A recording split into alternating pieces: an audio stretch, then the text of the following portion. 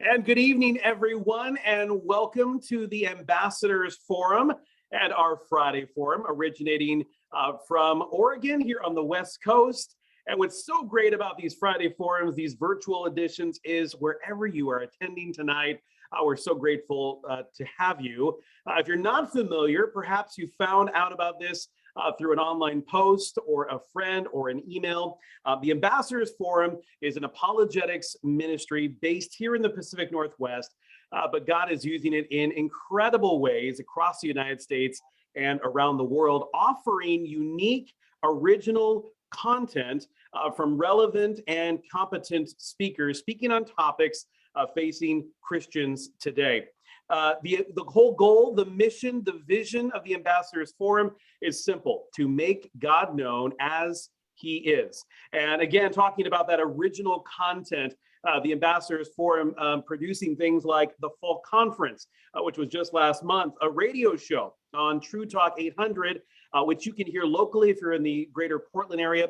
And for those outside, you can listen online at truetalk800.com. In fact, new show happening tomorrow, Saturday. You'll also find online blogs, our newsletter, and so much more, including content like this, our monthly Friday Forum, where we gather together with a speaker to hear from them and then offer you the opportunity to ask questions live.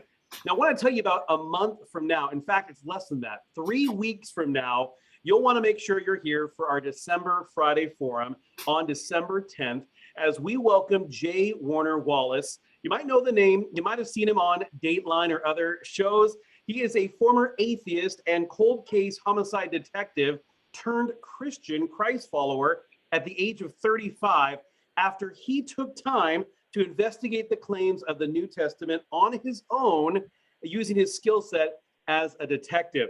He now helps with cold case investigations, serving as a consultant. He's a best-selling author, a faculty member at Summit Ministries, and of course, apologist speaker around the world. You will hear from J. Warner Wallace exclusively with our Friday Forum 3 weeks from tonight on Friday, December 10th. And you can get all the details online, theambassadorsforum.com. Now, our Friday Forum tonight is unique. In just a moment, you will hear from our speaker. At any time during his talk, we invite you to engage with us. If you have a question, all you have to do is use the chat feature at the bottom of the screen and click on Ask a Question. Submit your question there. We'll collect them throughout Andy's talk, and at the very end, we will get through as many questions as we can. Again, a disclaimer, oftentimes we don't get through all the questions, so we'll do our best to get through all the questions tonight, but ask questions anytime during Andy's talk. You'll also notice all the screens are muted tonight. That's to ensure that everybody, no matter where you are, has a great online experience.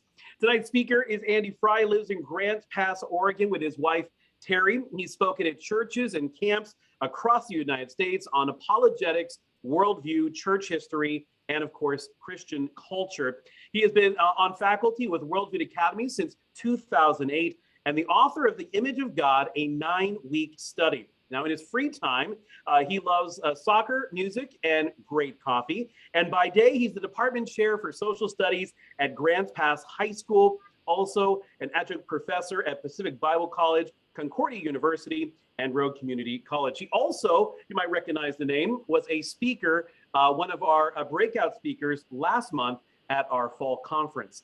Now, tonight's topic, if you're a parent or if you're not, or a grandparent or a teacher, you're going to want to hear this, talking about the next generation. The stats are staggering and frightening that 8 out of 10 high school students will leave their faith at some point after high school or college. The number of young people having no religion has doubled in the last 10 years. Many of these are ex-church kids.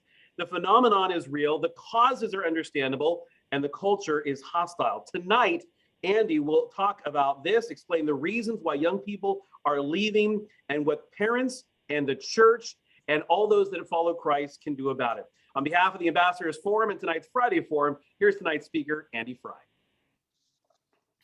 Well, good evening. Thanks so much, Brian, and everybody at Ambassador for welcoming me to your forum, and I'm excited to be with you. I'm going to be sharing PowerPoint, so you'll see my face come in and out between the screen. And I want to begin by just, I'm going to put up the title slide here so that you can see my email. And should you have a question, or if you actually want the PowerPoint, I'm happy to send it to you. And maybe that can allow you to sit back and listen and take notes and later on if that's what you want to do. But I wanted to make that available to you. And I found a quote that sort of I thought was good to start off. What is happening to our young people? They disrespect their elders. They disobey their parents. They ignore the law. They riot in the streets inflamed with wild notions. Their morals are decaying. What is to become of them? And you think, wow, that's really relevant. That's actually Plato. So part of that is to say is that wondering what's going on with the next generation is a very old problem. But as Brian said in the beginning, there's a lot of data coming out about change in our culture, and especially as it affects young people. And my heart for this comes not only from being in my 35th year in education with teenagers, but also as part of a ministry, and also somebody who's worked with youth pastors and in leadership in my own church. This is something that got my concern and made me want to dive into the data and the reasons. And there's some great stuff out there. I'll give you some books at the end if you want more information. Barna, Lifeway, Josh McDowell, even some secular sociologists have been really looking at this data. So a lot of the data you'll see tonight comes from those sources, especially Barna, which is sort of the cutting edge of research. But there's a number of places they come from. So I want to begin by just looking at some data briefly, but I really want to spend most of the night looking at the why and then what do we do about it. So one of the phrases you may have heard recently is the rise of the nuns. And we're not talking Catholic nuns, we're talking people who have no religion. And one thing to note about this is that only about 5% of the nuns, or excuse me, about 5% of the United States identifies as atheist. So even though the percentage of people who identify as having no religion has jumped from 10% to 25% since 1990, only about 5% of, and this is out of the US population, only about 5% are atheists, which is roughly the same as it was 50 years ago. So many of these nuns are not necessarily irreligious, but they are definitely abandoning organized religion. 73% of those come from religious homes. Now, the latest data is that it's actually dropped a couple percentage points down to 23%. So there's some early thought that perhaps this trend is peaked, but we're not really sure. It's too early to tell. Another thing to point out is that sometimes people say, well, isn't this usual for young people? But about 38% of 23-year-olds identify as having no religion, but 24% of 41-year-olds identify as having no religion, according to a Gallup 2019 poll. So this is reflecting not just the typical thing young people do, and it's not even just reflecting the typical thing that young people do happening in bigger numbers. This is a trend that is holding into middle age. And it really tracks even into people in their 40s and 50s, that Americans attend church less. It'll come up on a screen later, but just right now, this time for the first time in 80 years, Gallup tracks church attendance at under 50% in the United States. In some ways, we are behind a trend that has been happening in Europe for the last century or so, that the West in general has becoming more secularized, but it is in the last 20 years that we in the United States, which is typically the most religious country in the West, are beginning to really feel the impact of a secularizing culture. Now, to think a little more deeply and carefully about who the nuns are and what this is, how does this connect to the church? We can see that in the American church, these trends are being reflected even in the evangelical church. A number of the people who leave church, when we say that religious or church kids leave the church, the vast majority of those are Catholic or mainline Protestant churches. But the evangelical church is also feeling an increased rate. Biola reports that in the last 50 years, the leaving rate of evangelical youth has doubled. And according to Josh McDowell, in evangelical churches and youth groups, Only about a third of church youth said that they think church will play a part in their lives when they leave home. Now, typically, it's been normal to say this is because of secular professors, but that doesn't really hold up. First of all, only about 30% of Americans go to college. So, how do we deal with the large numbers of people who are not religious that don't even go to college? And really, what we're finding when we dig deeper is only about 1 out of 12, 1 out of 13 of people who left church said it was college. In fact, what we're finding is that decision is actually already being made between ages 14 and 17, not in the 19, 20, 21 range when we think it is. It may not be acted upon until later, but looking deeply and really interviewing kids, studies are showing that decision is made much earlier. Another thing to look at is that half of all youth group kids struggle in their faith after graduation. All of this, as someone who is active in church leadership, caused me to really ask the question, what is going on in church? We could blame culture, we can blame public high school, we can blame secular universities, we can blame that stuff, and that would be true to some extent. But clearly, we in the church need to think carefully about how we are raising our kids and how we're doing church, because it can't all be because of TV or professors. And so I think that's the thing that really energizes me as a parent of a 20 and 24-year-old. I'm right in the thick of this, is to really think deeply. Here's some good news before we get all bad news, though, because I know it can get kind of depressing. But the research also shows that kids raised in faithful, practicing, that's a key word, practicing homes that practice their faith are highly likely to retain the faith of their parents. And that's from 2 secular studies from North Carolina and USC. That number is 74% if they have 2 committed evangelical parents. So there's some good news there.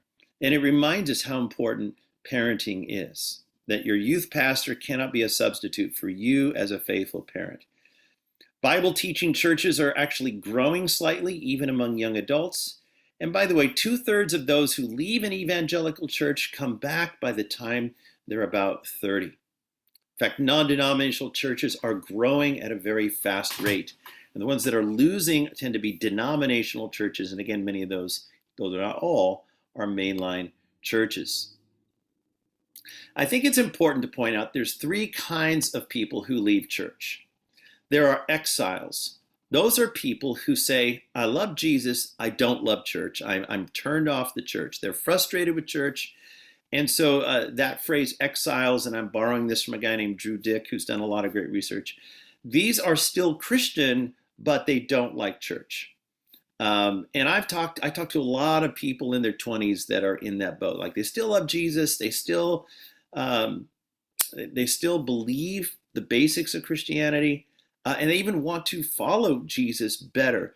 But church, for some reason, has set them off. We're going to dive into the reasons more deeply in a moment. Secondly, are nomads. This is a little tougher. These are Christian, but they're not sure Christianity is exclusively the truth. So they call themselves Christian, they may be Christian, but they're disturbed by the exclusive claims of Christianity. And of course, that's a real reflection of our culture. The last group are prodigals. These are people who have walked away from Christianity altogether. And of course, occasionally a celebrity prodigal makes a big splash. The reality is that not everybody who's leaving church is leaving Jesus. And that's important, especially if you are engaged with somebody in your life who is sour on church. Don't panic, and really listen deeply to what it really is they're upset with. And that can be significant. It may not be their faith as much as it is the church. And I think that's, if you're in that boat, it's a little more hopeful to continue the discussion, and it doesn't seem quite as disturbing. Nevertheless, this is an important question. Why are people of multiple ages, and especially young people, but why are people leaving church? And especially, why are they leaving biblical churches? I'm going to assume that that's our foundation here. And I think there's 3 reasons, and we'll dive into these a little bit more here in detail. But Number one, I think some churches, and I'm speaking broadly now, have compromised with culture. That compromise can go a lot of different ways. It's not necessarily just to the left or to the right, but for some reason they have bowed to culture in some way, and young people are onto it. Young people, I literally was talking to my son last night about church, and I said, hey, I got to give this talk. And he said, I just don't really like churches that are a big production. His objection was not theological. He felt like churches were trying to be something they're not, trying to put on a production rather than being the church. Obviously, there are churches that have abandoned Orthodox Christianity, and they're the ones that are losing people the fastest of all ages. Secondly, I think there's some complacency about culture. I think sometimes churches can say, look, it's also ugly, it's also bad, it's also confusing. We're just going to kind of not talk about culture and not engage culture. And that's also a mistake, because young people are up to their eyeballs in culture. And if we don't talk about culture from a biblical perspective, there's plenty of other people who are happy to do so, mostly on YouTube.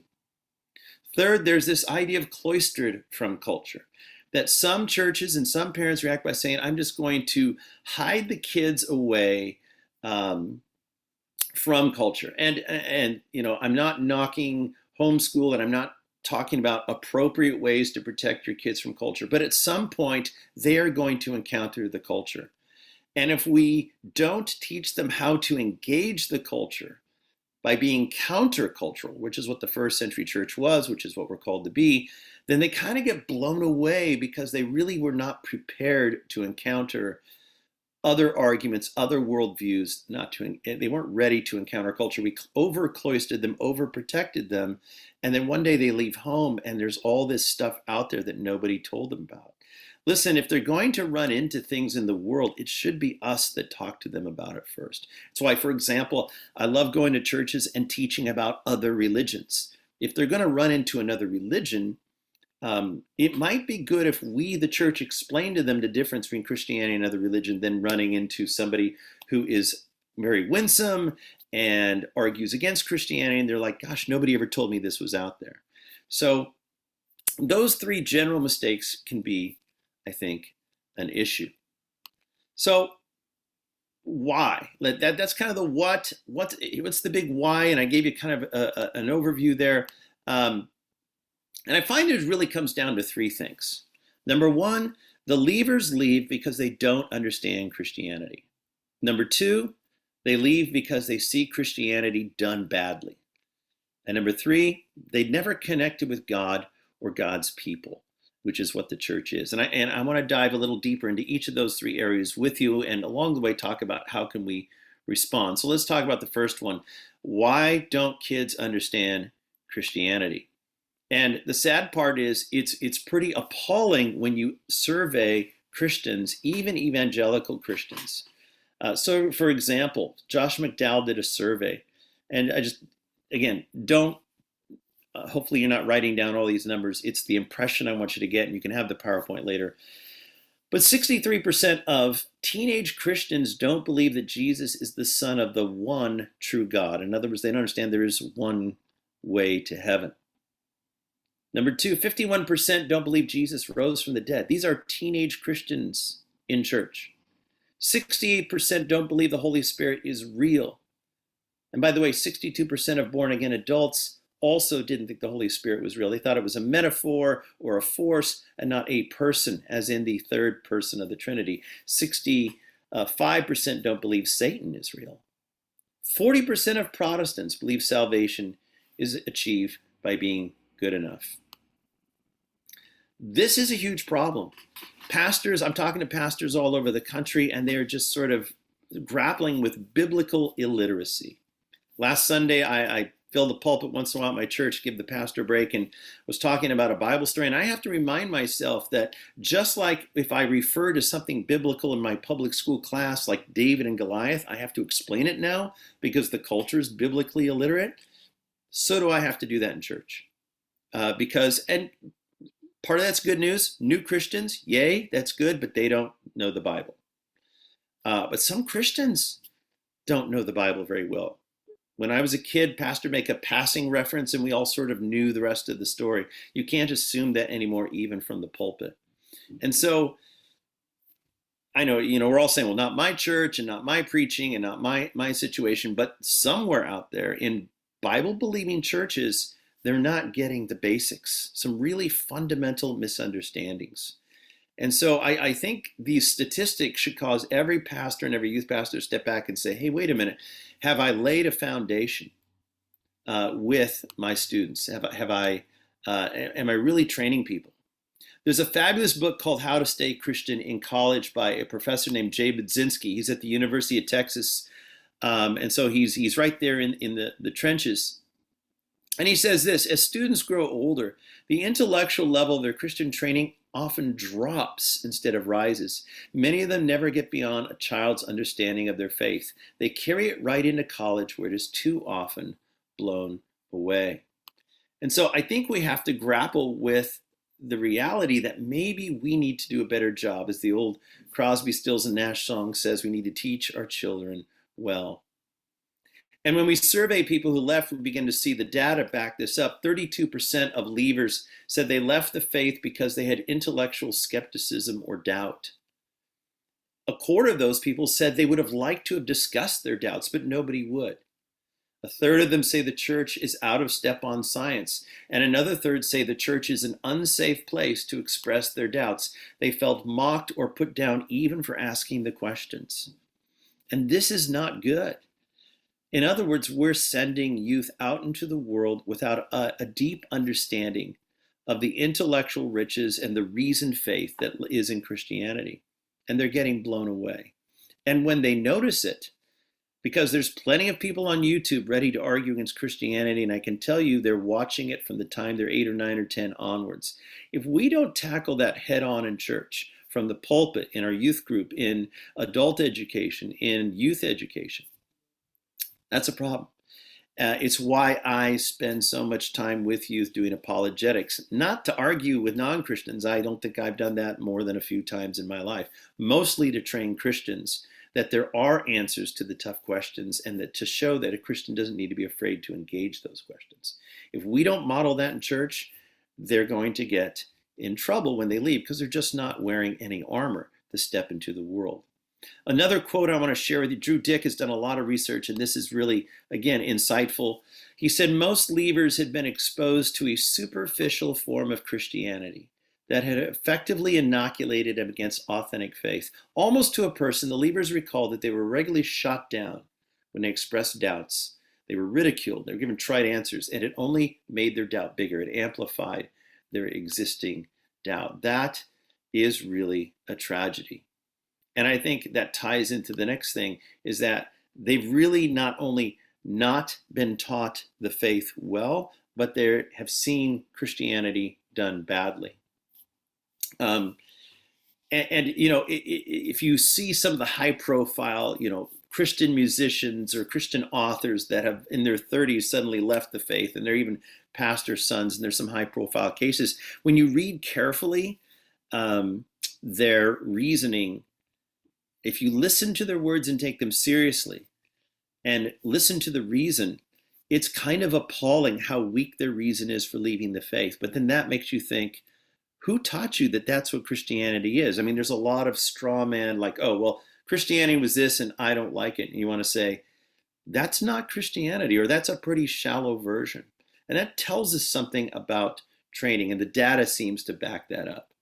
So, secondly, they see Christianity done badly. The reality is that we could talk about apologetics and intellectual stuff and teaching doctrine, and that's good, and we should, and that's part of the problem. But a number of leavers, in fact, a substantial number of people who leave the church, 58% had a personal reason. It was a broken relationship with a parent, a pastor, a leader in the church, what someone has once called emotional atheism.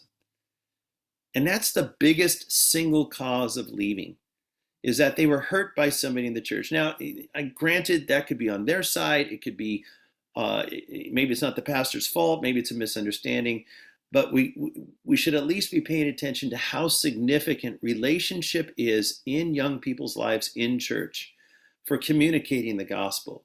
As a friend of mine, Tim Elmore, says, more is caught than taught, right? So if we teach well, but we don't live it out, or we act in offensive ways, people are going to see that.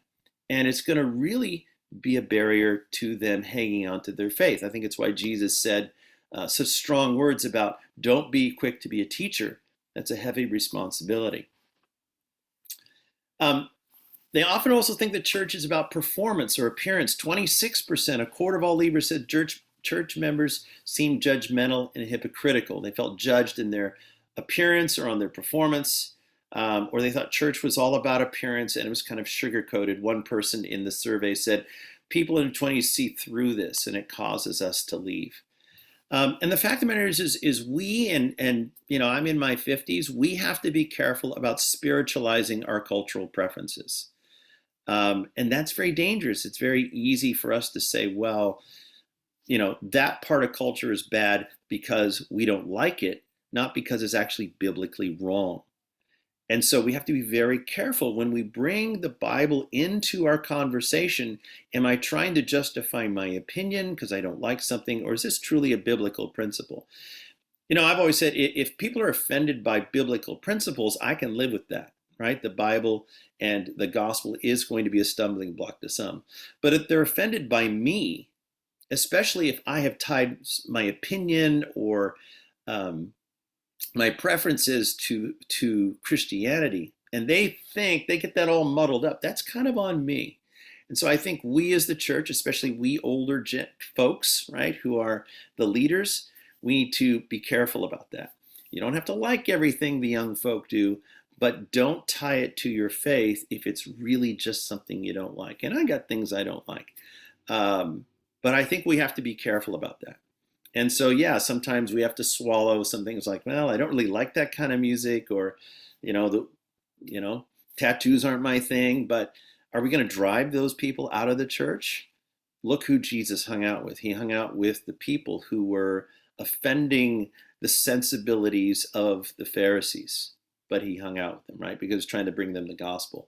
So we have to be careful about that, right? What is church really about? It should be to reach into the lives of the lost, to reach into the lives of the people in the pews and disciple them, and to bring the gospel to those who are lost. So we have to be careful about that. It's so easy to do, and it's driving some people away. And so that's kind of a big deal.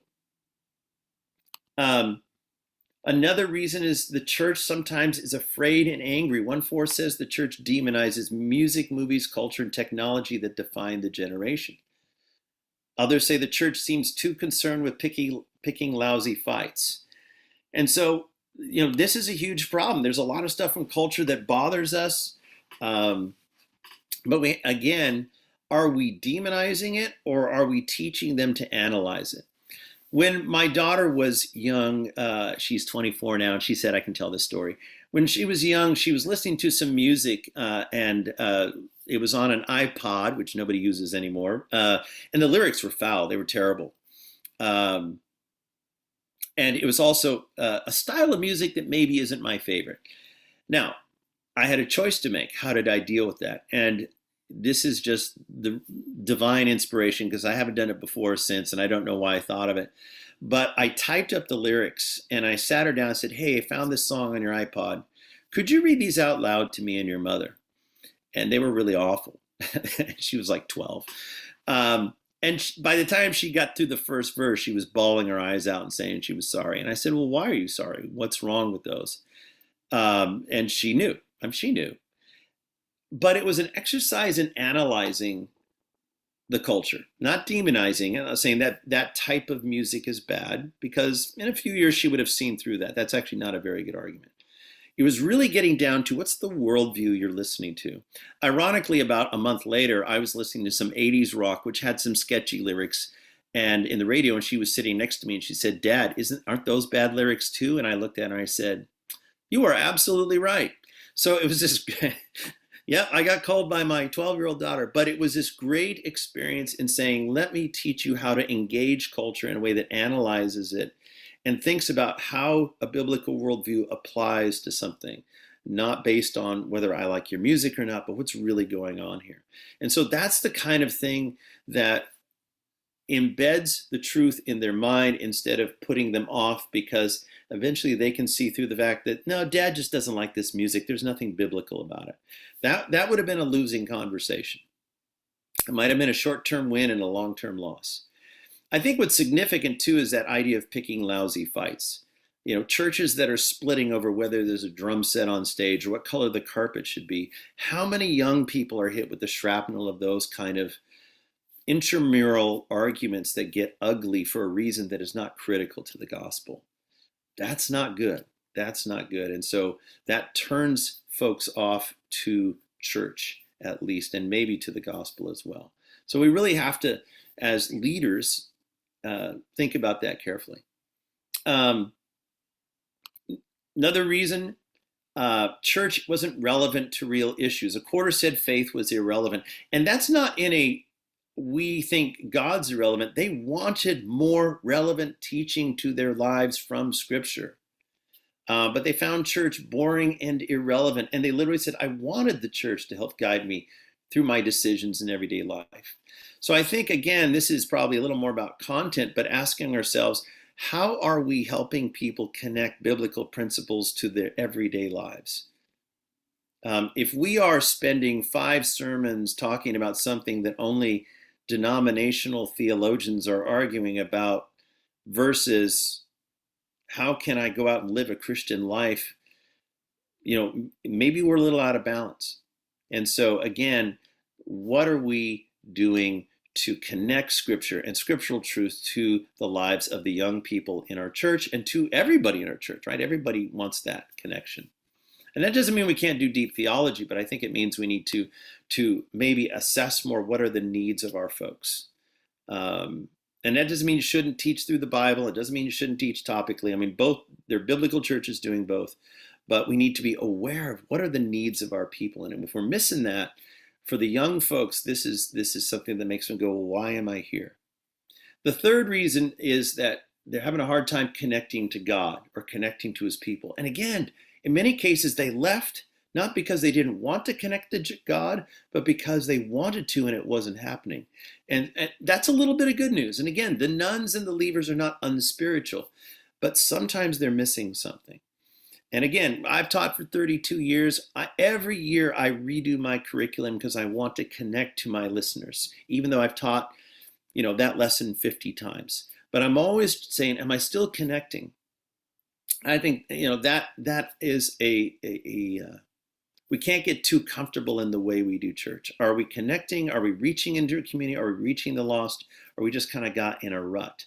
Because Jesus, if you look at his teaching, he was very connected, right? He's hanging out with people who are farmers. He talks sheep.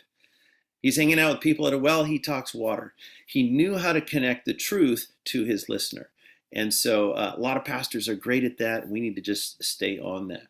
So what is some of the connection issues? And part of it is they never personally owned their faith. Only 11% of kids who left said they had a strong faith. 89% said they had no real childhood faith. We can't assume because a kid is in Sunday school every week or in youth group that they actually have their faith. So again, parents, grandparents, have the conversations with them. Start it young. Hey, so what do you think it means to be a Christian? Right? Really engage them in those conversations as a testing the waters to see where the kids are at. 1/5 said God was absent from their church experience. And 71% of nuns say they just drifted. And so really this is where at a personal level, those of us who have relationships with young folks or relationships with new believers, it's so important that discipleship, that connection, that relationship, to listen to how they talk about God. And if they don't have that deep connection, to really intentionally reach out to them with discipleship. So I cannot emphasize that enough. We're not discipling well. And they really want to be part of an authentic community, right? Or is church something they consume on Sundays, or is it a community of believers that are doing life together? That's what the young generation wants. And frankly, that's what the first century church was.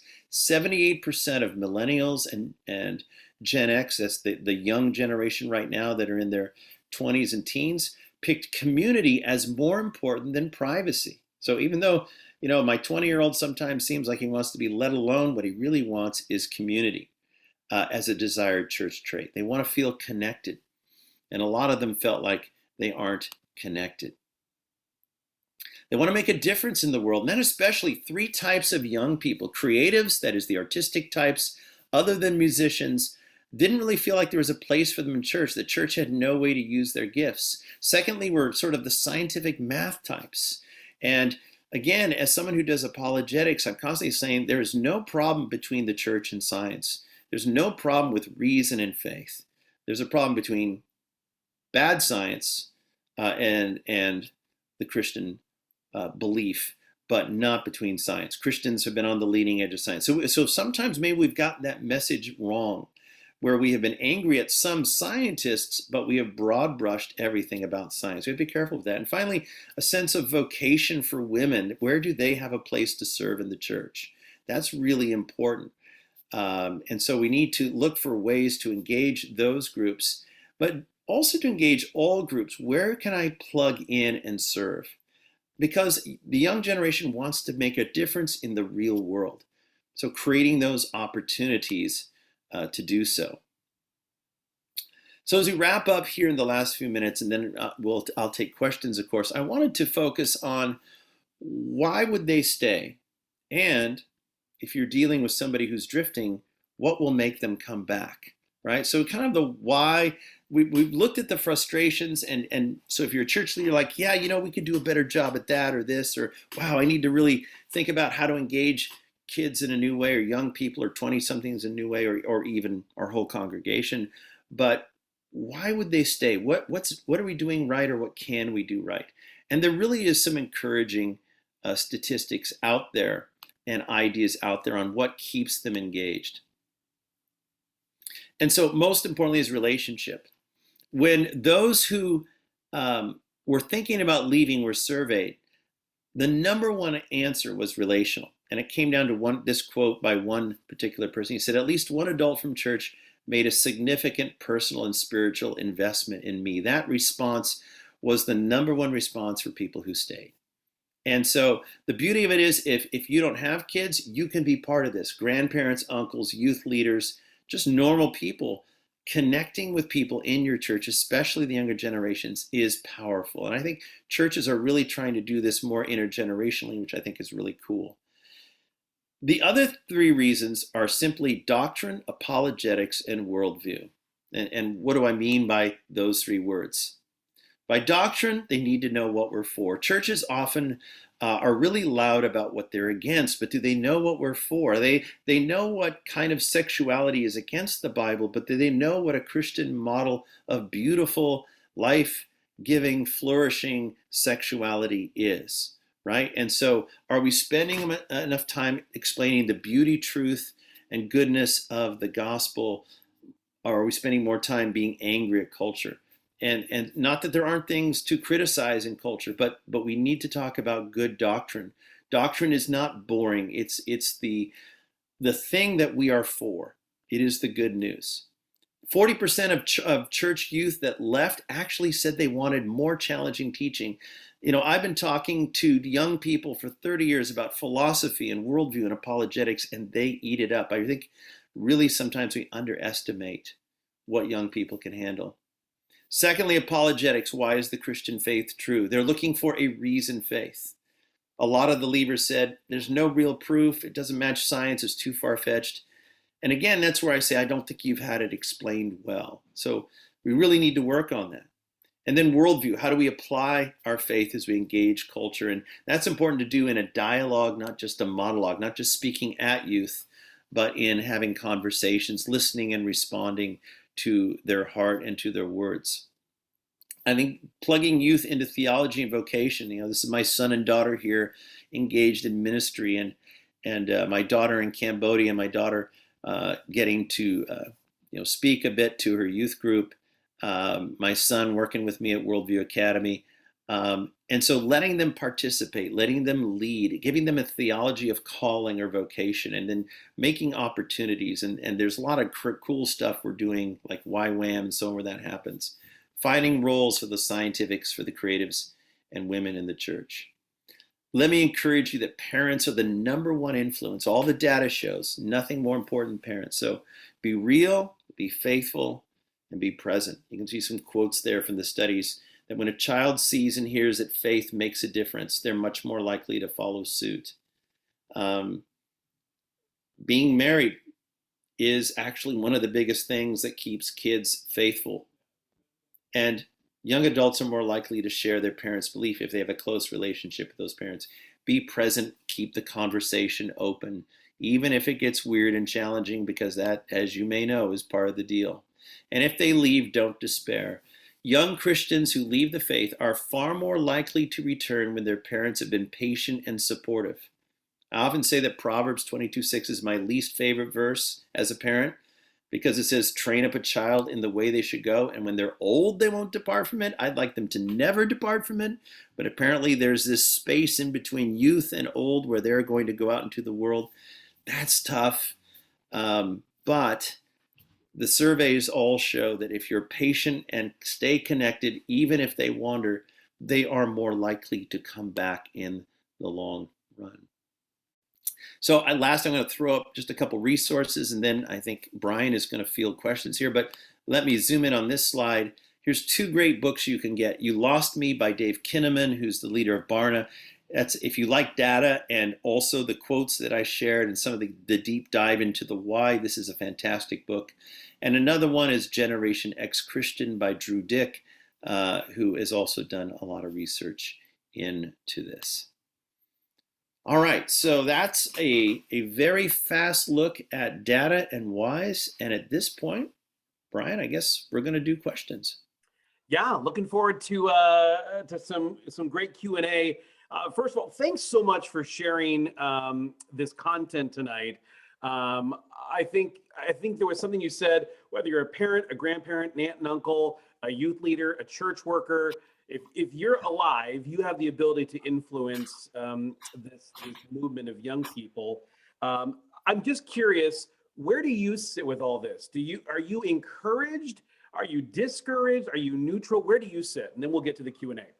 Yeah, it's a fantastic question. Well, I have to admit, when I first started really diving into the data, it is, as someone who's worked with teenagers since I was a teenager, it was painful.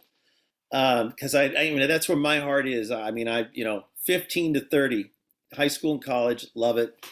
And it's like, wow. But as I begin to parse the data more, what was encouraging was, number one, it's not nearly as bad in evangelical Bible-believing churches.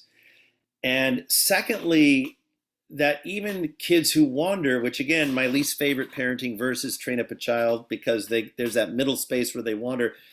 As a dad, I don't want my kids ever to wander, but the reality is we have to grow up and our faith is our own.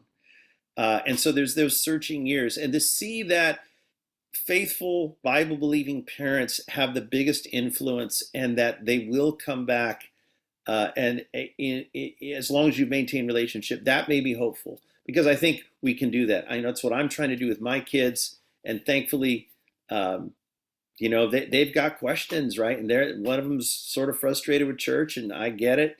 But they're still faithful to God, and they're still trying to stay plugged in. And that was hopeful for me. So I think seeing that evangelical Bible-believing churches, by being the church, not by conforming to culture and trying to be popular with culture. And look, if you want to do rock and roll on Sunday morning, fine. You want to do hymns on Sunday morning, fine. We get caught up in like the window dressing parts, like a coffee bar or the style of worship. And what we find is youth people are like, whatever. What they want is sincere relationships. And I think that that's something you can do in any church. And so that was hopeful, that there's actually some good reasons for kids and youth to stay connected. And there are things that the church should do well, can do well. We've gotten a little off now and then, but I'm hopeful here. Part of this, I think, is a winnowing. I think church was cool when I was a kid. Now it's not cool. But that means a lot of people were in church because it was cool, not because they truly believed. We're moving into a space, and I really believe this, where as church leaders, we need to be prepared to be in a hostile culture. But that's exactly when the church grows. You look at every church growth movement in history, and it's been when culture was hostile, beginning with the first century church and all the way through. The worst thing you can do if you want to get rid of the church is attack it, because that's exactly when it grows. So we need to armor up our youth, but also the church kind of thrives on this kind of stuff when it is truly the church. Awesome. Well, let's get to the questions that have been submitted over the last 45 minutes. And first question says, you seem to talk about general deficiencies in the church, things that have been around for a while, but the data you reference seem to indicate some sort of change recently. What do you think is the biggest factor in the last 10 or 20 years that's caused such an uptick in people leaving the church? Yeah. So, I mean, I will say that there's stuff in culture and then there's stuff in the church. And so the culture stuff, I can't change culture. Not in one fell swoop. I can engage it. I can be part of that. But I am a leader in the church, and so are all of you. And so I thought, okay, that's what I can zero in on. And I think one of the biggest things is the churches that don't engage culture from a countercultural perspective. I think some churches are trying to hang on to, it was cool to be Christian, it was cool to be in church. We don't want to lose that. Like it's going to go back to the 1950s, and it's not going back. Culture is a human creation. It's stained by sin. It waxes and wanes, but it's always going to be hostile. Jesus said, don't be surprised if the world hates you. And so other churches are trying to be cool and hip, and sometimes parts of the gospel aren't so cool and hip, so they're quieting those parts down. Both of those mistakes are a problem. So I think there's been a lot of that in the last 10 or 20 years.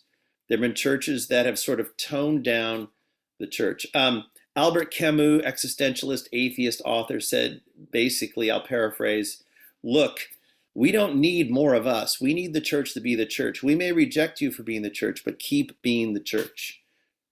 And that's, I think, really significant, that churches have either diverted their message to try to keep something that's gone, that was cultural, or they have tried to sort of kiss up to the current culture. Both of those are mistakes, if that makes sense. Yeah, absolutely. Next question is this, and I'm really interested in the answer. This person says, do you have any personal continuing relationships with people that have left the church? And if so, how are those relationships going? Yeah. Boy, I do. So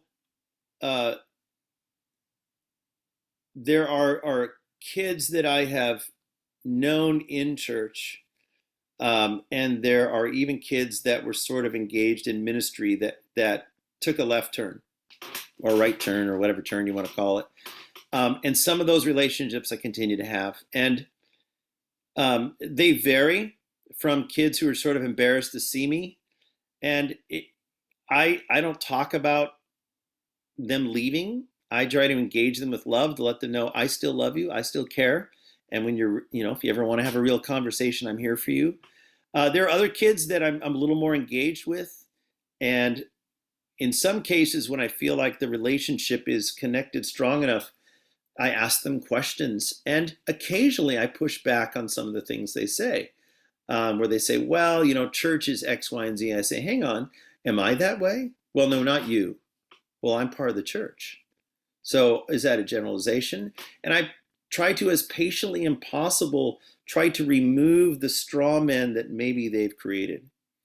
I end up having a lot of these conversations during the summer when I'm with Worldview and at camp, and kids will open up because, ironically, these are not kids I have a relationship with. They're kids who are struggling, and since they only see me for a week, I'm safe. They can say things to me they're afraid to say back home. And so I do engage in a lot of those conversations where I say, yeah, ask your toughest question. Like, well, why do church people do this? Why is church this way?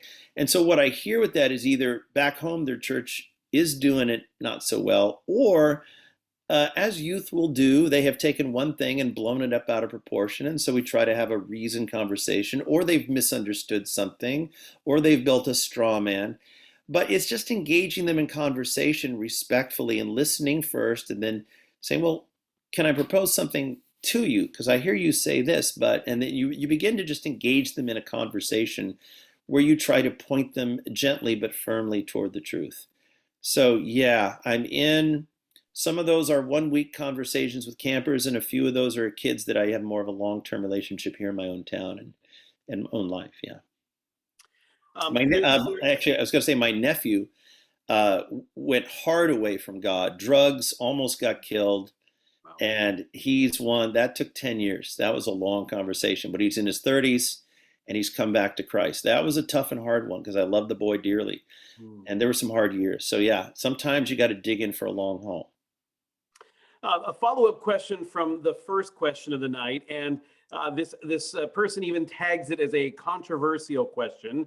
What do you so thinking through the grid, the context of your talk tonight, those leaving, what do you think the church should have done regarding the mask mandate to be the right kind of counterculture? Yeah, well, so that will be controversial.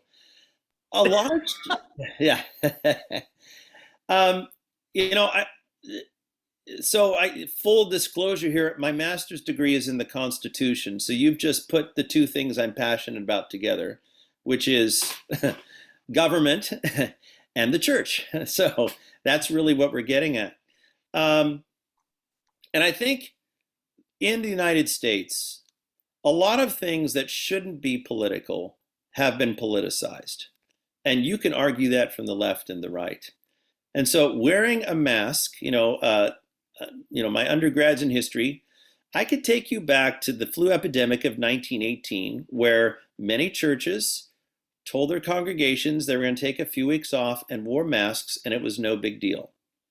Suddenly, it's a theological big deal in 2020 and 21. And there is a point, I think, where government stepped over its bounds.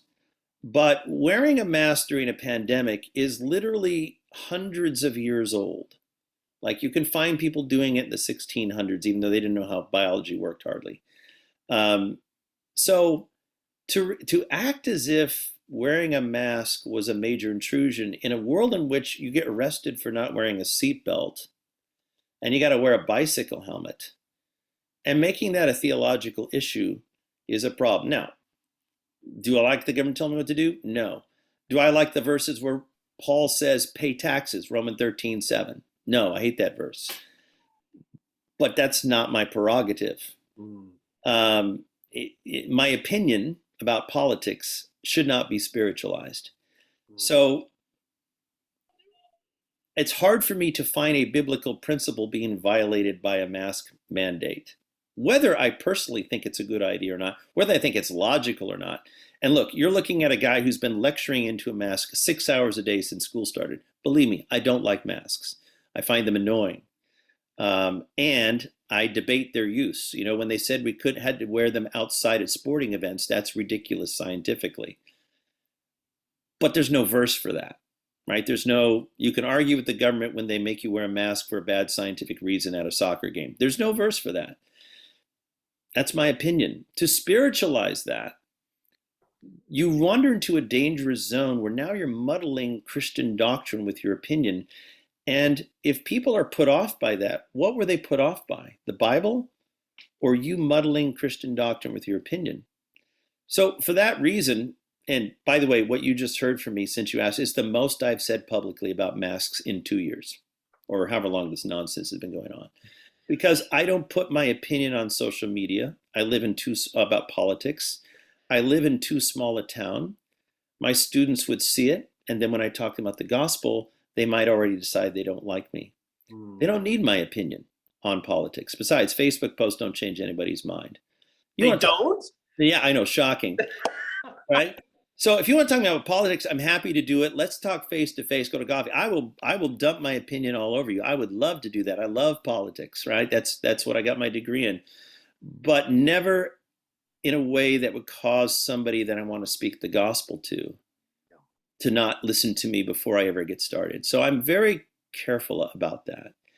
So we have to be careful about how we deal with that, right? When is it the government inhibiting our freedom of religion, right? If they say you can't meet for 6 months and there's no good reason, yeah, it's time to pull out the First Amendment and and all that stuff, and that has happened, and I get it. If it's, hey, we want you to wear a mask in gatherings, that's making that a point of theological division, or saying good churches do and bad churches don't, or vice versa, Right. is dividing brothers. It's what Paul would call a vain and foolish argument. Remember, Paul, all those verses he writes about obeying the government are during the Roman Empire, when Nero was lighting Christians on fire for fun. Seriously? So I think we have to be very careful about when we draw that line and keep the gospel first. Even though sometimes I don't want to obey the government, I think some of the rules are stupid. A couple questions coming up. One about parents and marriage, divorce rate, also about true Christianity. Those are up in just a moment. Yeah. Next question is this. Why do you think churches don't teach worldview anymore? It seems like pastors are more concerned with seeker-friendly topical sermons than teaching the Word of God. Yeah. I'm empathetic with pastors who are trying to bring people into the church and connect with them. I mean, when you teach a large group of people, sometimes, as we teachers say, you can only go as slow as the slowest wagon. But when you are sacrificing truth or playing down parts of the truth, you're in trouble, right? Then why are you calling it church anymore? And I think some churches have wandered down that road. They're more afraid of offense than they're trying to, keep it simple for new Christians or non-Christians to understand, right? So, I mean, I get saying, hey, in our service, we want to make sure we don't lose anybody because we're too complicated. So maybe that's for adult Sunday school. But if you're watering down the gospel, that's that compromise with culture that ultimately, if you look at the churches that have done that over the last 100 years, they're the ones hemorrhaging people. The mainline churches that, it's a very old trend that started trying to compromise the truth 100 years ago are the ones that are dying on the vine. So that's a no-win situation. If by seeker friendly you mean we have a coffee bar, great. I love coffee. If you mean we have cool theater lights, cool. I'm an old rocker. I like theater lights. If by seeker friendly you mean there's parts of the gospel we don't want to talk about because it might scare people, now you're in trouble. That's bad. And so I think it's very tempting to look at numbers and income and popularity and craft your message to be liked or to stay popular. And then to justify it as, well, we're just going after seekers. And I think that's gotten churches in trouble. Even Willow Creek, which modeled that, has ultimately changed. They said, you know what, we did a terrible job discipling people, and they've moved away from, and they were like the original seeker-friendly model, I guess, back in the 90s. And even they caught themselves after a few years saying, oops, we went too far being seeker-friendly. We need to do more discipleship. We need to do a better job. I don't know where they're at. I'm not an expert on them, but so yeah, that's a huge trend. And I think maybe I answered the question, and maybe I forgot where that was going. That's great. Now, kind of along that vein, I've got two questions. So maybe we can just rapid fire these two. Yeah. The first being, if church isn't cool, what role, if any, should parachurch youth ministries have in helping younger people engage when it comes to concerning their faith? Yeah. And you mentioned, why don't the church teach worldview? That just, I can't remember where that was, if that was a coming question or past one, but it connects there. So I'm in a parachurch ministry. We teach worldview and apologetics. We teach 28 hours of lecture, and kids love it, right? Kids can handle meaty stuff more than you think. And what I've seen in youth groups is some youth groups have moved away from the let's put on a big production, which wasn't bad. But what did you do with the kids who showed up once they were there for the production? Hopefully you engage them and disciple them. But some youth pastors are saying, look, I have just enough energy to disciple well. And so they become less concerned with cool and more concerned with discipling the body they have.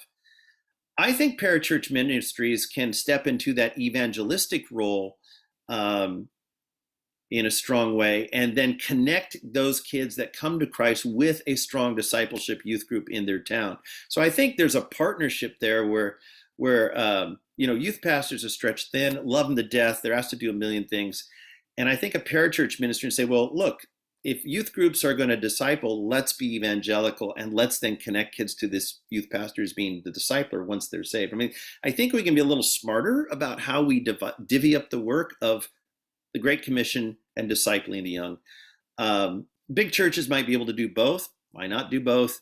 But I think that what kids want, what the data shows, is they want relationship and authenticity. They don't want cool.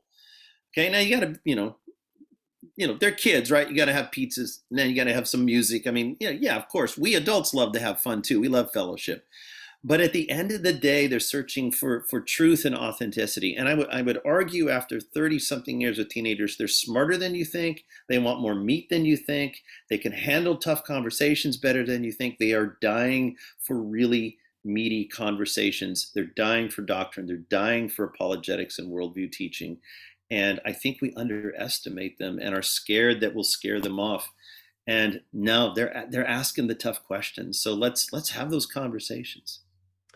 When it comes to kids leaving the church, this person says, it seems like parents staying committed to one another in marriage may be a big factor. Why do you suspect the divorce rate among Christians is out of control lately?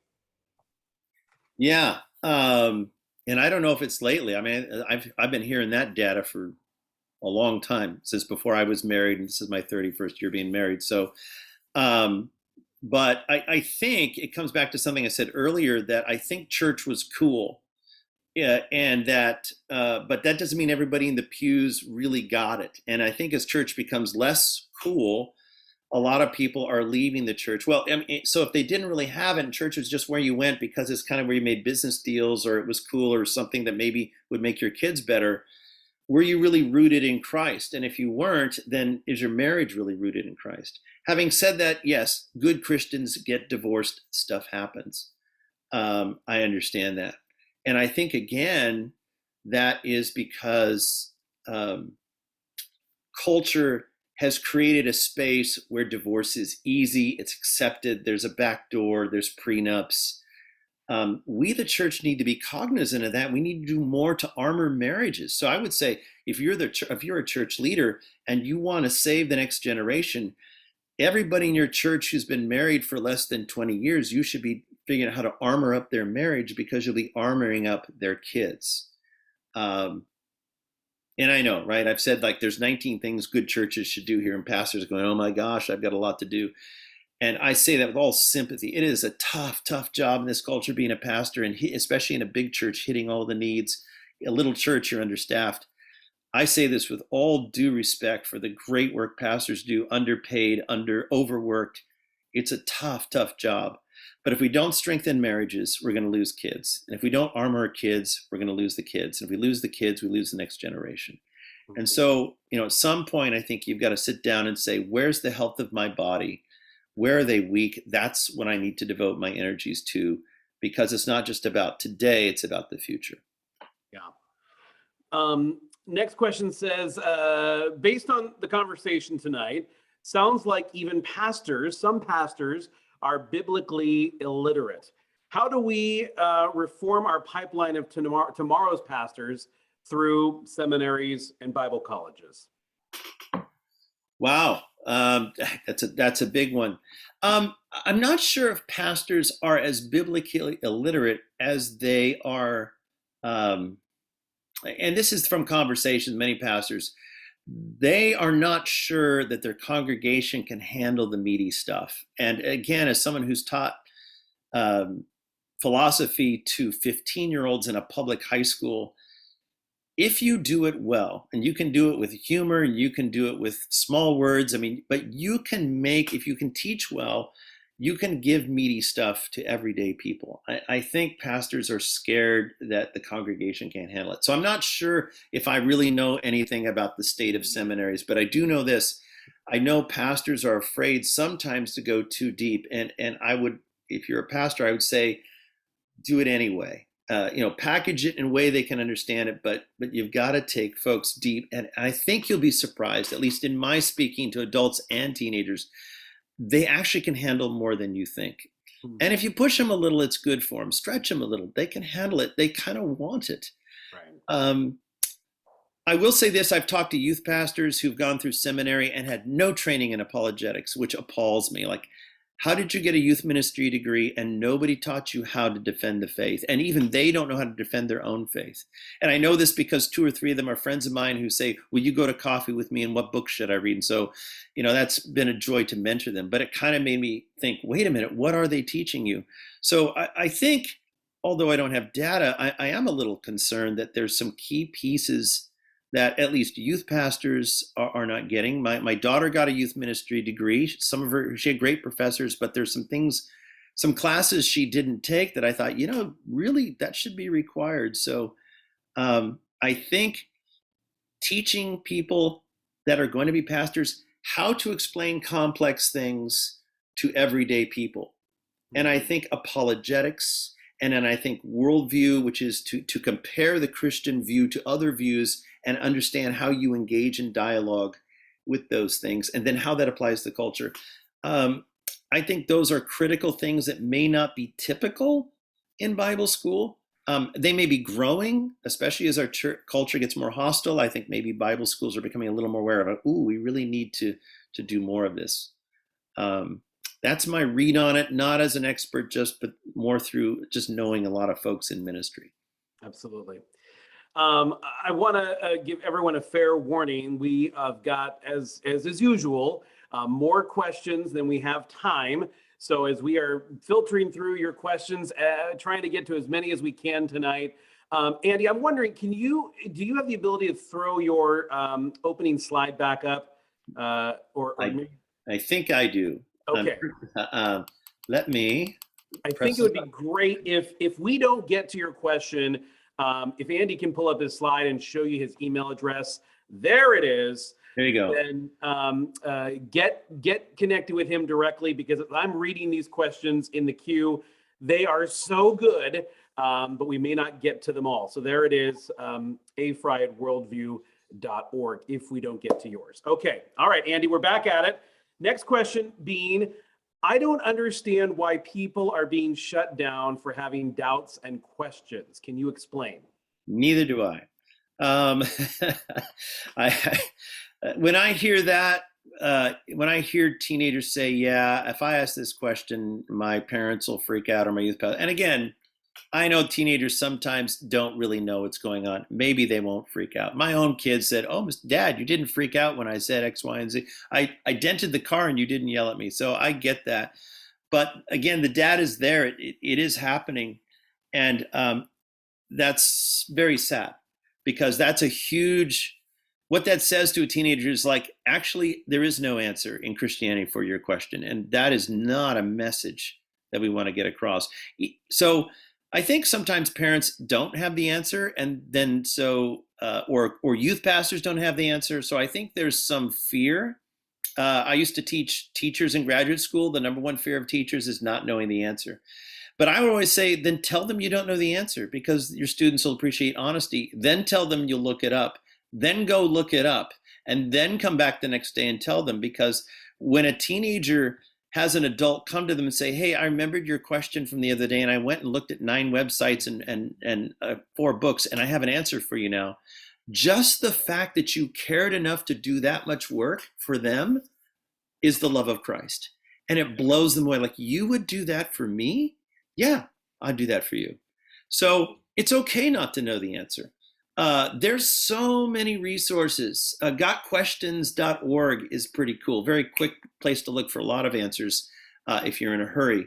And then a lot of deeper resources. So you don't have to be an expert, but you do have to be willing to engage your kids in the conversation. And because if you don't, the YouTube will. If you don't answer their questions, somebody will. And I guarantee you, you won't like a lot of them. So it's so important that we are willing to do that. Couple of questions on the same topic. And I think your day job position will give us some great insight here. The question is, what do you think out of step with science means? And the second question, same topic, can you give an example of bad science? Yeah. So out of step with science is really probably the fact that the church demonizes science. And the church does this, or much of the church does this, because of evolution. And that has, and by the way, this isn't just the church, there's a bigger cultural trend of distrust of science, which is ironically really connected with a postmodern rejection of authority, which has leaked into the church. That we are angry at science as Christians because of Darwin, but maybe we're angry at science because it's a very postmodern thing to be angry at experts in science and elites and so on. So that's a trend in America in general, and it's also part of the church. And really, it's sloppy because Christians should not be against science. We should be against bad science. So, for example, I'll give you a historical example since you asked for one. If you think about the Scopes trial, which is badly taught, it's taught that you had an ignorant person fighting evolution, and that's what the evolution monkey trial of 1924 was about. When actually the lawyer who was debating evolution was a 3-time presidential candidate named William Jennings Bryan, and his argument was that evolution would cause people to dehumanize other persons. And his evidence was the textbook being used to teach evolution in 1924, which had a chapter on how Black people in Africa were inferior. You can look it up. They won't teach you that. That was bad science. And that's exactly what the monkey trial or the Scopes trial, which is now portrayed as some ignorant redneck fighting against the genius intellectuals, that's all complete historical nonsense. It was actually a Christian saying, hey, you're using a textbook that says that Darwin says that certain people are superior and inferior. And I would call that bad science. Today, so would most scientists, except they don't know the story either.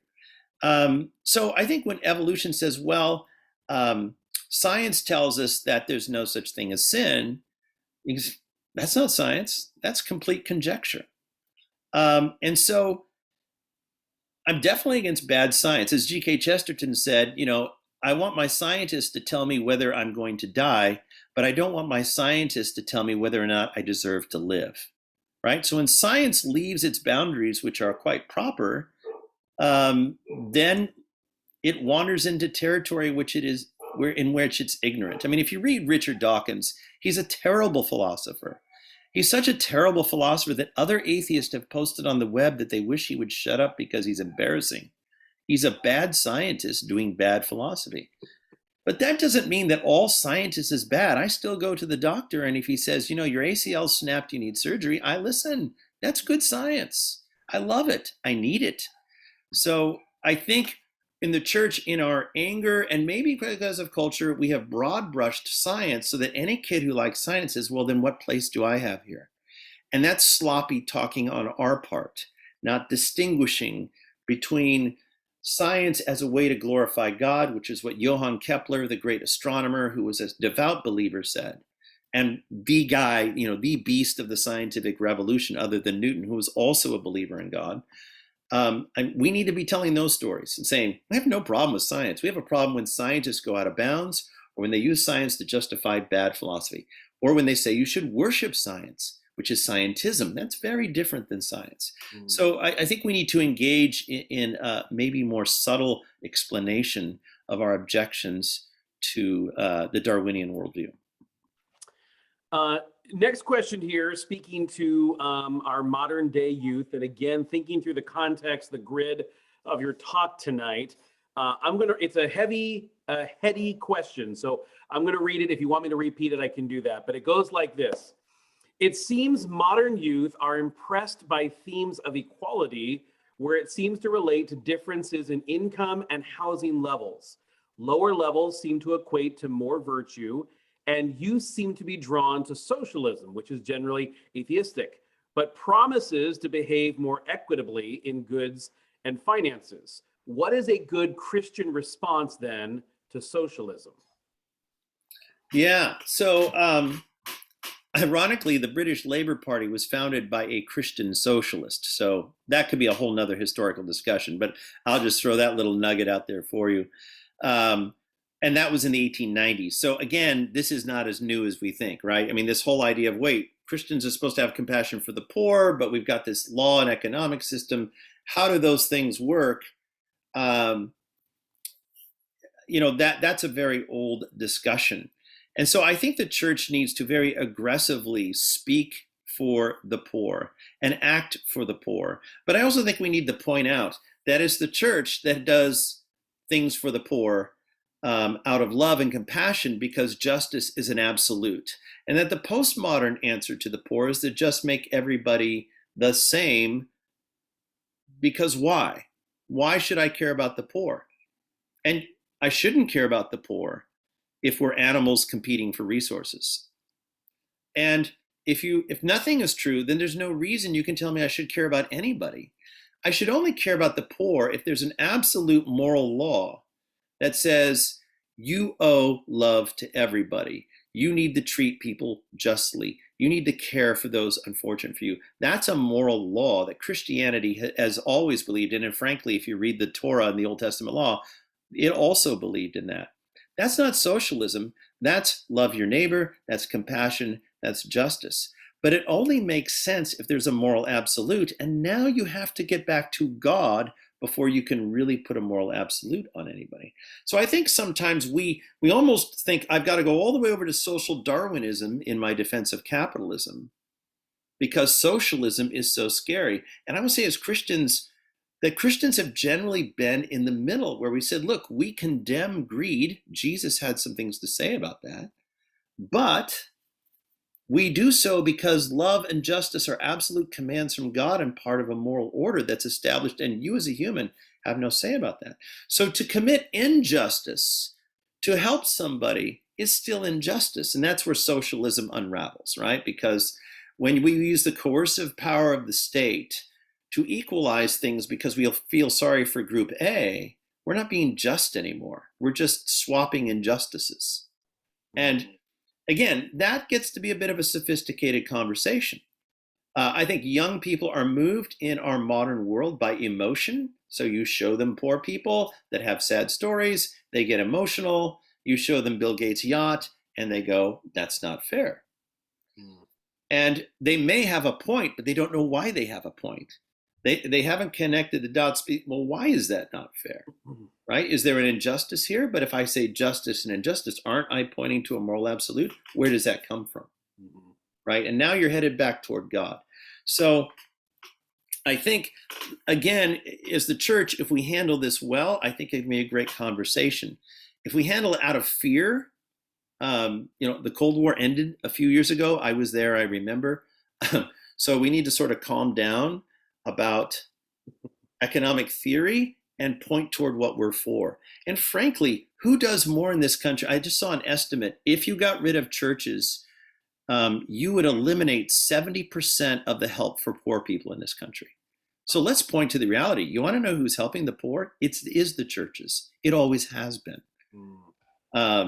There's data from Wharton School of Business at University of Pennsylvania that conservatives, and this is wandering into politics, but conservatives give 30% more than liberals, right? So let's maybe straighten out the misconceptions about the difference between love and charity and coercion.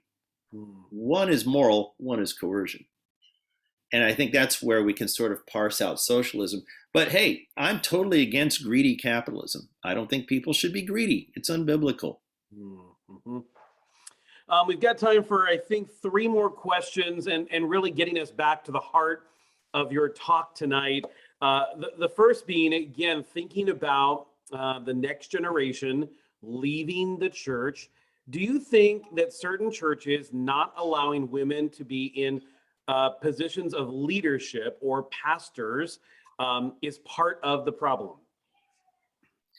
I think it can be.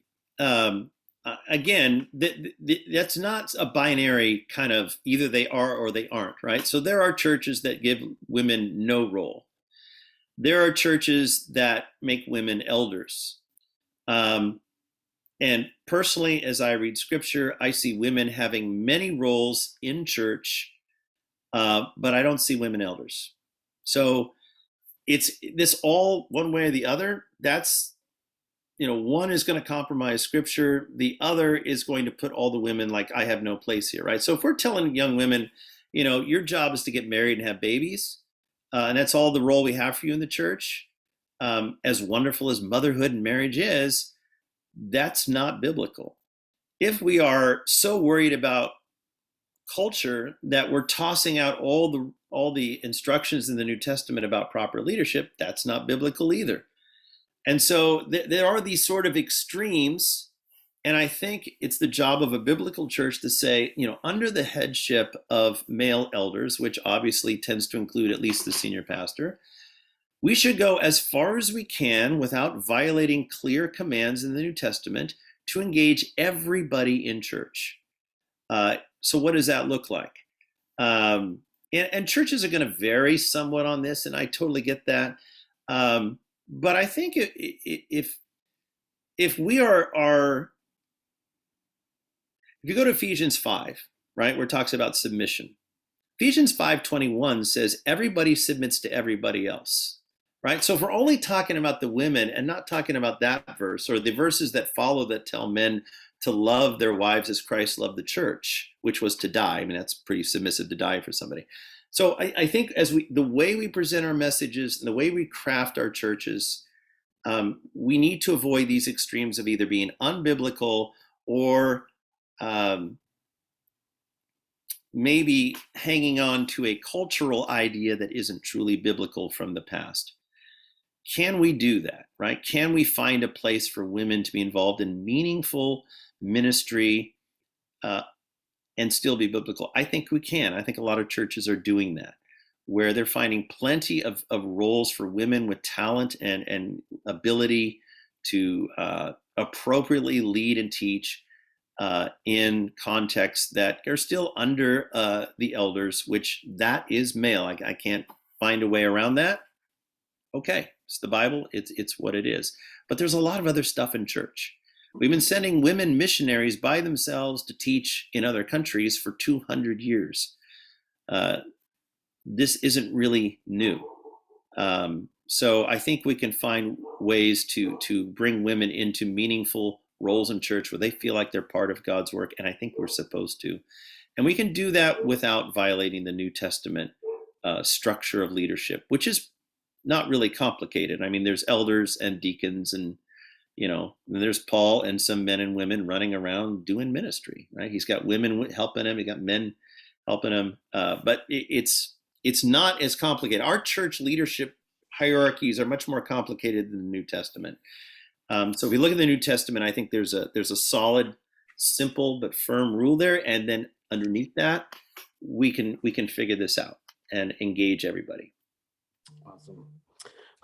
You said something earlier, and I'm wondering if we gave you an extra minute to expand on it.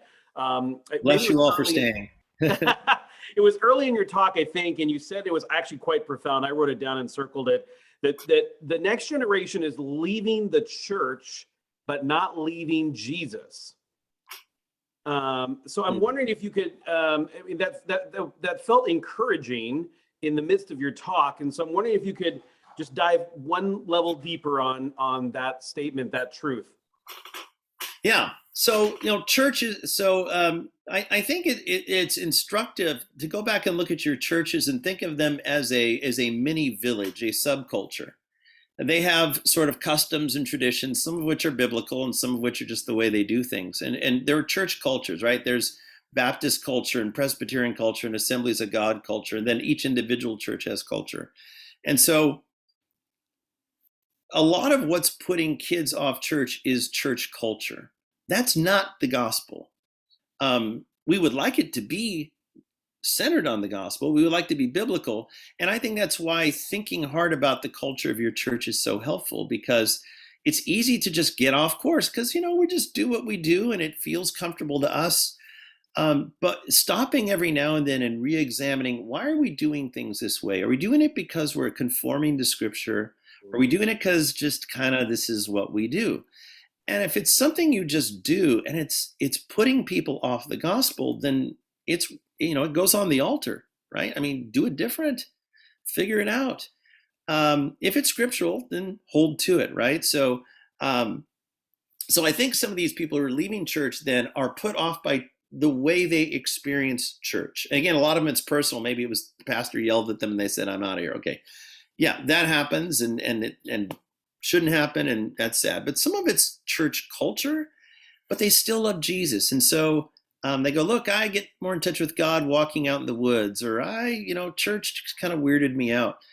And that's hopeful because we outgrow some of that. We get over the hurt feelings, or we go visit another church and we go, "Oh, not all churches are like the one that made me upset. Maybe I should try this one out."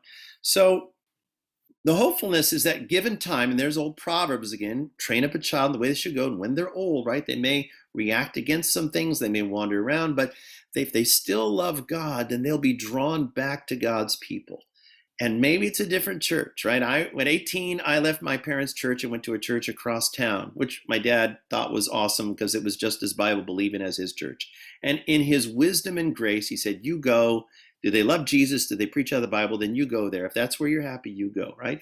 So a lot of this leaving, I think, is temporary, especially if they're rooted in a biblical family that honored and practiced the faith. Then their leaving is a temporary, looking for something else, and they will come back. Now, if they leave the faith, right, if they say, "I'm done with Christianity," again, there's hope, but that is definitely a tougher issue. But if they're just sort of frustrated with church, be patient, be kind, engage, ask them why. My son, again, I was talking to him and he was a little frustrated with some things he grew up with, which is fine. And I said, "Well, go check that one out," right? Some folks that did church different, but very biblical. That's fine if you go over there, right? Because you got some buddies who are believers, they go to a different, great. I'm just happy you're in a biblical church. So, I think that's how I would answer that. Awesome. All right. Before we get to our final question of the night, just again, a reminder to everyone joining us that 3 weeks from tonight, Friday, December 10th, J. Warner Wallace will be here with us virtually for our next Friday Forum, and we can't wait for that. At night, it'll also be a live Q&A. You can find details and also get signed up for the newsletter and a reminder for the event at theambassadorsforum.com. Andy, thanks so much for tonight. Here's our final question. The stats say that the average church gets 40 hours on average a year to influence a child. The parent gets 3,000 hours in a year. You said, it's important for us, the parents, to have influence to kids first.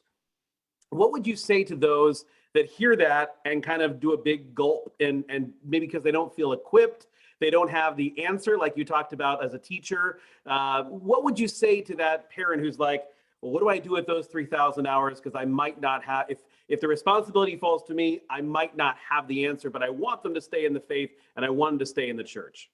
Yeah, that's great data, by the way. The hours, which makes sense when you say it. And at this point, I should put in a plug for Worldview Academy, worldview.org. Check us out. We can come alongside you and help with that. But here's how I would answer that. And I would say this. If you look hard at the data I presented, and if you read those books, the most important thing was relationship. That showing them the love of Christ, living the love of Christ, being willing to engage in conversation, even if it's a conversation where you go, "I have no idea, son. I have no idea, daughter. But let me go find a website that knows and let's look at it together." You can do that. Obviously, we'd love to have our youth pastors and parachurch organizations and our senior pastors as resources, and hopefully they are, and you can call on them. But at the end of the day, it is so true that more is caught than taught. You don't have to be a brilliant teacher. You don't have to have all the answers. I don't have all the answers for my kids. my son was like AP Calc 2 valedictorian, and I stopped at like geometry, right? I mean, he's a super smart kid, and he has some mind blowing questions. It's great. I love talking to him. He stretches me. Um, but what's most important to him, I know, is that I love him, and that even if he says weird stuff, I don't yell at him. I go, that's interesting. Let's talk about that. Yeah. And while my brain is scrambling to figure out what to do with it, that staying engaged, that loving well, that is showing them Jesus. That relationship trumps everything else. And so you do the best you can. You read the books you can. You look up what you can. You go find somebody smarter if you just can't handle it. That's fine.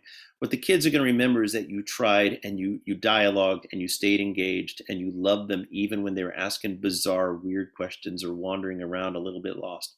You stay with them. You don't quit on them. That's what Jesus did, right? That's what he did with us. Yeah, while we were still sinners, while we were being weird, he died for us. He loved us. He didn't give up on us. He pursued us like the hound of heaven. And that's the model for parenting. And anybody can do that. It's not easy. Not easy at all, but it's doable. And so that's the most significant thing that keeps kids engaged, is engaged, loving Christian parents. Awesome. Thank you so much. So appreciate the topic, the conversation, the questions, and the answers. Really appreciate all the thorough answers tonight. And as I mentioned, if we did not get to your question, and it's likely because there were a lot still on the table, get a hold of Andy via his email.